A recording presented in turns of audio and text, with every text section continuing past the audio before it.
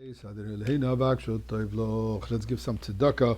And this Erev Shabbos, the Shabbos before Yud Beis Tammuz, the 12th day of Tammuz, where, as I spoke yesterday, we're celebrating the release from imprisonment of the previous Rebbe in 1927.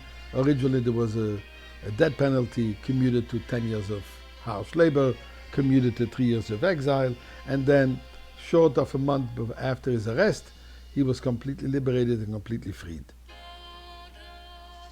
Now, what does it mean to us? So let's give it a little bit of focus. Ironically, the entire communist regime, with all its powerful might, were petrified of the activities of one single Jew, a Rebbe, a holy man. Because wherever they tried to destroy all vestige of Judaism, he battled it and reopened. And as we said yesterday, they realized that the only way they can combat him, overcome him, is by simply totally eliminating him. Now, who won? Obviously. Today, communist ideology and regime is relegated to the dustbin of history. Who is flourishing? What's flourishing? Judaism. And I want to share with you a personal experience to what extent just the name Schneerson was dangerous. In 1987, 60 years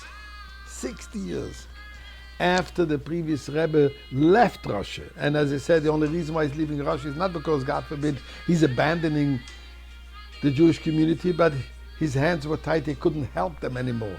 So the only way he would be able to help him is from out of the borders, out of the clutches of the communist regime. So listen to this, 1987. My brother-in-law, Rabbi Gershon Grosbaum, a world-renowned expert on building of mikveh, and myself, we had the opportunity, we had the schus to be sent by the Rebbe to Russia for 2 weeks, clandestine visit. Now you have to understand, this is before Glasnost. Communism is still in its heyday, oppressive. Jews are not allowed to express their Judaism or live as Jews. And we, our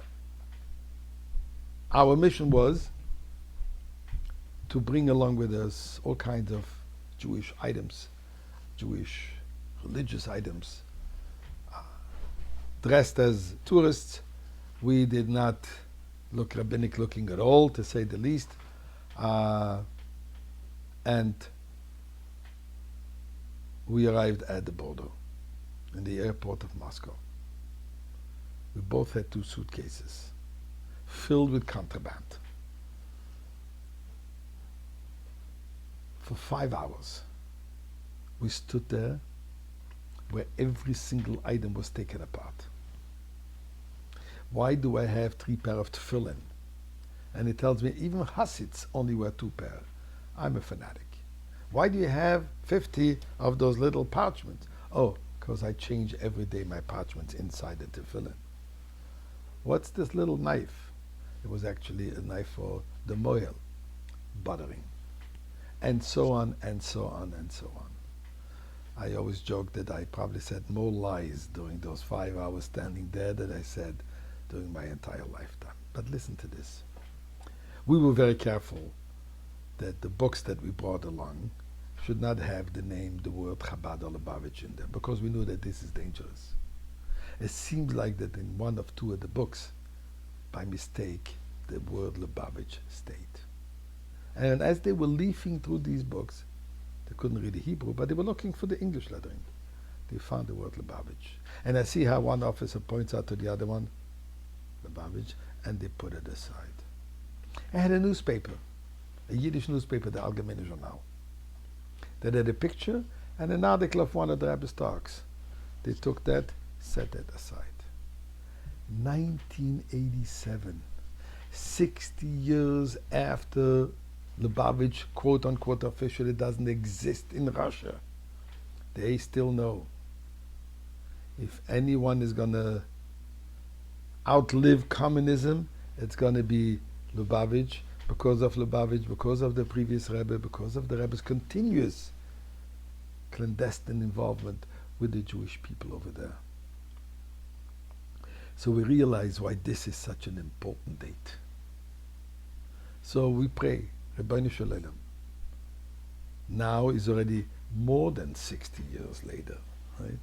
It is high time that we should not just celebrate the Chag HaGeula of 1927, but we should celebrate the Chag HaGeula, the ultimate redemption of this year of Hakel, and how wonderful it would be to be Shabbos with Mashiach and the previous Rebbe in the Beis Hamikdash.